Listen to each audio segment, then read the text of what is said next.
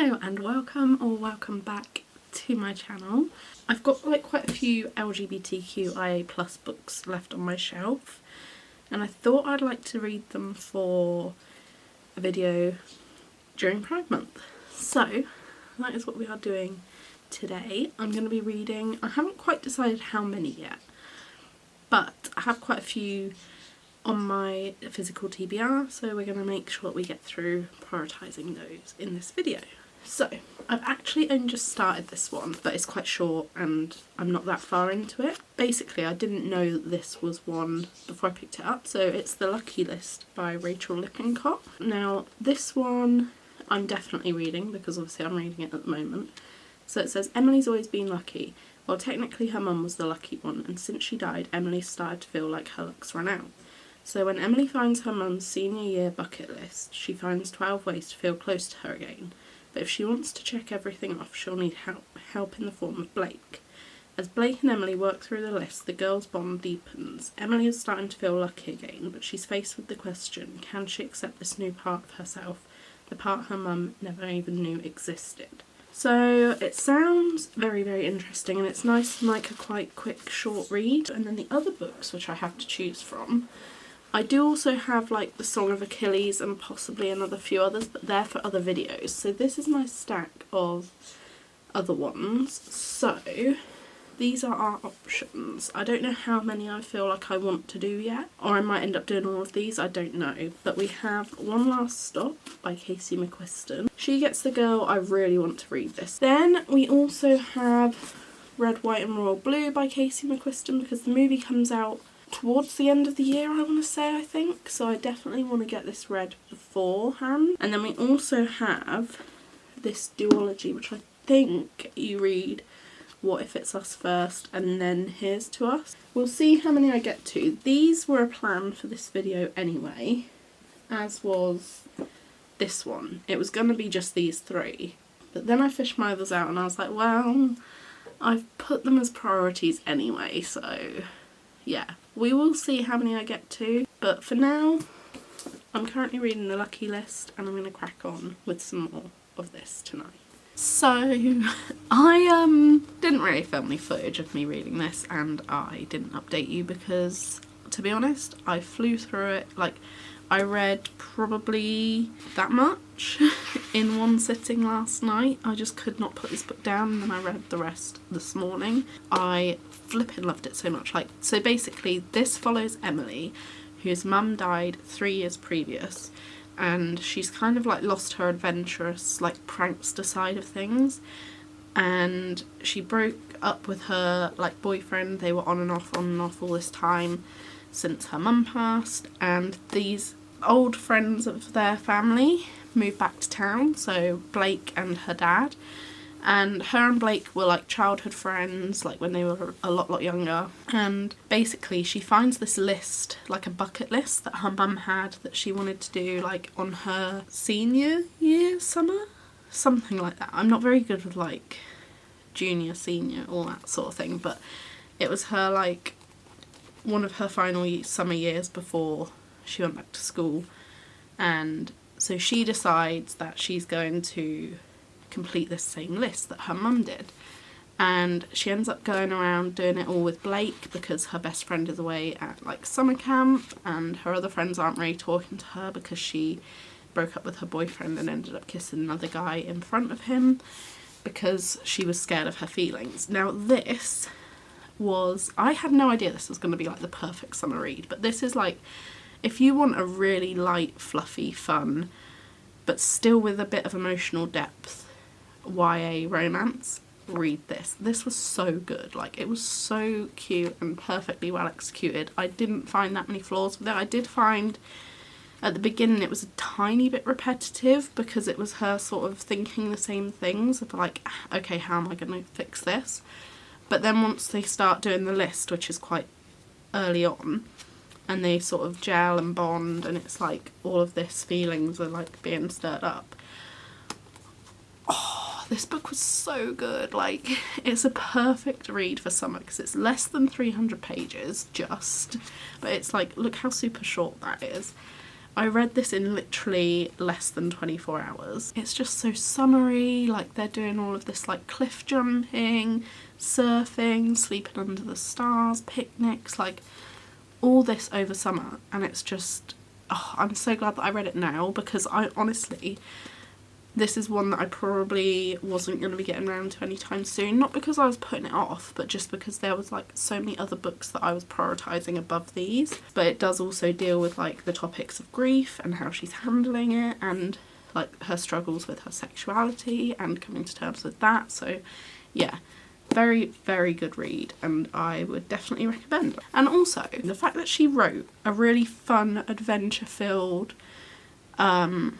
book all about like togetherness and things during a global pandemic, definitely read this one and give it a shot, because I've never heard anyone talk about it and it was so good. I think the next one that we're going to do is probably going to be Red, White and Royal Blue. I've been desperate to get to this, and if you saw my summer recommendations and TBR video, you'll know that this is on my TBR because the film, I believe, comes out towards the end of the year, so I definitely want to read this first. So this one says, what happens when America's first son falls in love with the Prince of Wales?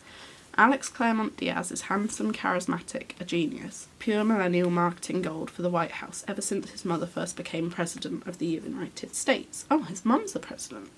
That's interesting.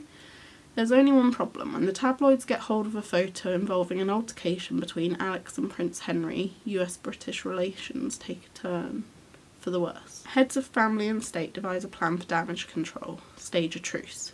But what begins as a fake Instagrammable friendship grows deeper and more dangerous than either Alex or Henry could have imagined. Soon they are hurtling into a secret romance that could derail the presidential campaign and upend two nations. And then it says, outrageously fun, it is romantic, sexy, witty and thrilling. I loved every second. And that's by Taylor Jenkins Reid, so I'm already sold. Gonna get started with this one now. I just quickly wanted to hop in here and say I think I forgot to rate the Lucky List, so I would give it a 4.5 stars. But now obviously we're on to Red, White and Royal Blue.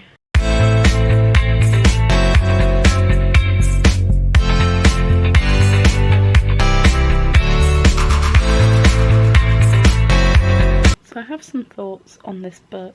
I'm up to chapter 4, page 75, and my god, I love how it just got straight into the story, right? And I'm loving their kind of like the build-up of the foundations of them getting to know each other, because I really get like a slightly flirty banter tone already, and it's just so good and so wholesome.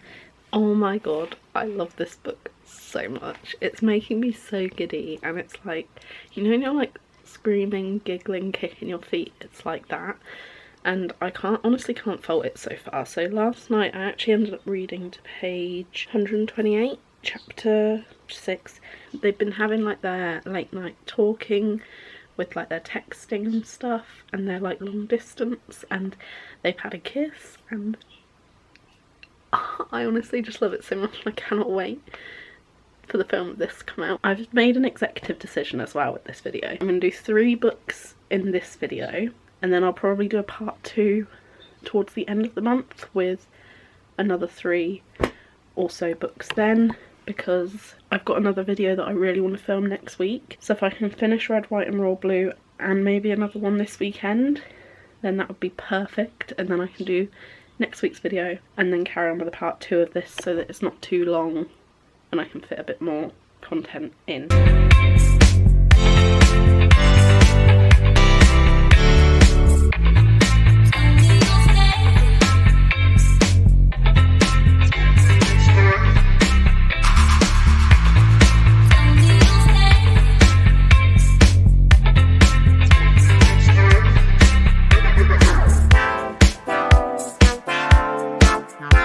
I've been reading for a little while and I'm now up to page 235, chapter 9. These chapters are so long, but like when I just get sucked into the story, it doesn't really feel like it's that long. It flies by. But they've just been discovered and caught by Zara, and a few of the people know but not everyone, and it's just like their little friend group, and they went and did karaoke, and oh my god, it was so perfect. It seemed like so much fun. I can't stop smiling while I'm reading this book. You know when a book just like gives you those kind of giddy feelings? That's what this is doing. I wanted to quickly read you this bit because it has me swooning and kicking my feet. So basically, Henry always wears this signet ring on his like little finger, and he like never really takes it off. And basically they went to the lake where Alex's dad lives for like a little weekend away, and Henry ended up like walking off and leaving early and leaving Alex a note and like ghosting him for a week. So Alex then flew to London to try and see what was going on and win him back and all this, and he was like, oh, my mum told me like not to continue this unless I'm like 1000% sure. So this is like following on from that conversation. So Alex is now leaving to go back to America, and he's on like this private airstrip with Henry, and it says, Henry goes, listen, he says, pulling a curled fist out of his pocket. He takes one of Alex's hands and turns it to press something small and heavy into his palm. I want you to know, I'm sure, 1000%. He removes his hand, and there, sitting in the centre of Alex's calloused palm, is the signet ring. And then it says, at cruising altitude, he takes the chain off his neck and slides the ring on next to the old house key. They clink together gently as he tucks them both under his shirt. Two homes side by side. Why is this book so good? Oh my god, I finished the book and I loved this so much. Hands down, definitely a 5 stars. I'll give you my proper thoughts and feelings at the end of the video in like the wrap up section, but I love this so much. And I also love the fact that, similar to Twisted Games, the reason why they couldn't be together was all like social and political standard stuff. I'm now going to move on to She Gets the Girl by Rachel Lippincott and Alison Derrick, and I believe these two are married. So I was correct in my earlier statement, they are married, and I'm just quickly going to read the blurb. So it says, falling in love is as easy as a 5-step plan. Alex is headstrong with a dash of chaos and a lot of flirt. She knows how to get the girl, keeping her not so much. Molly is completely in love with the impossibly cool Cora. She just hasn't actually talked to her yet.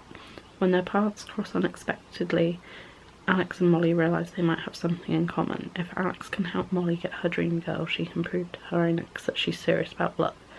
But as the two work on their plans to get their girls to fall for them, could they be the ones falling for each other?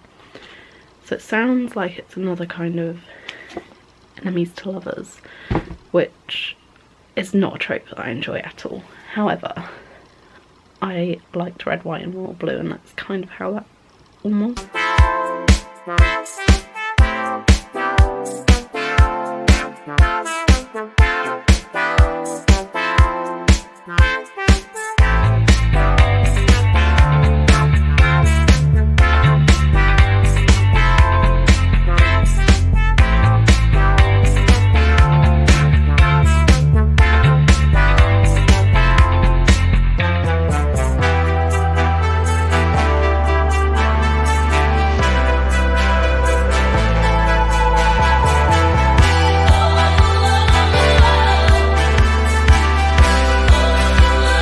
I just wanted to say that I also love how the characters in this book love books as well. I love reading books about characters that love books, and I definitely think I'm more like Molly than Alex, because Molly is super shy and a bit socially awkward and a bit like, feels a bit sort of out of place and inexperienced and not the same as everyone else, and I can relate to that a little bit. I love this book.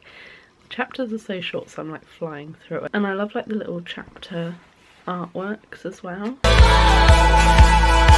They went to rugby tryouts, if you've read it and you know.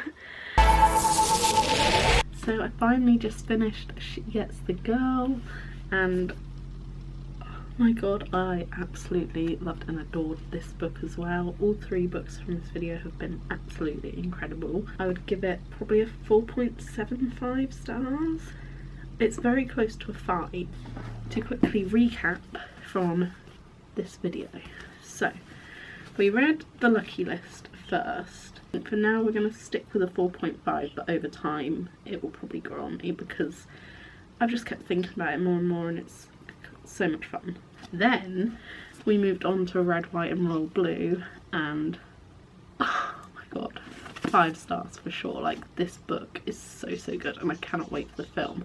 I really hope that the film does the book justice because this had me swooning, gave me all the feels. A great read. And then our 3rd and final book for this part of the video, obviously as I said I'm going to do a part 2 a bit later on in the month, but the final one was She Gets the Girl, but I think I'm going to give it a 4.75 for the moment. Can't quite put my finger on it, but over time I'm sure it probably will adjust to maybe a 5 stars. So yeah, those are all the books which we read in today's video. If you enjoyed this video then please give it a big thumbs up so that I know that you did enjoy it, and if you want a part 2 then let me know in the comments below, and remember to subscribe so you don't miss any of my future uploads and you'll always know when I'm uploading my new content, and hopefully I will see you in my next video and the other part to this very soon.